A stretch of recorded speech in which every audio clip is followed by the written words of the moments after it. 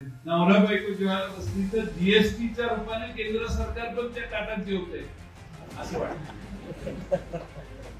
हे जीएसटी केंद्र सरकारने जे बसवलेल्या ताटात म्हणजे जेवणावर अन्नावर देखील जीएसटी बसलाय तो कमी करण्याचे काम आपली आघाडी निवडून आल्यावर करेल. तुम्हाला सगळे सांगणार त्यांना त्यांच्याशिवाय कुणी निवडून देणार नाही हे शेवटच्या दिवसापर्यंत तुम्हाला सांगितलं जाईल. पण या देशात मतपेटीच्या माध्यमातून ज्या क्रांती झाल्या त्यावेळी तुम्हालाच कधी कळल्या नाही.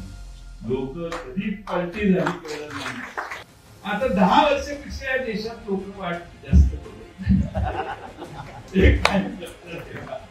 लोक नाही घाई आहेत. 5 दिले आम्ही 5 द्यावं ठीक आहे. 10 के बाद आगे नहीं, 10 के बाद बस. त्यामुळे 10 के बाद बस हा नारा देऊन तिथनं बाहेर पडा. तुतारी आजपासून वाजवायला सुरुवात करा.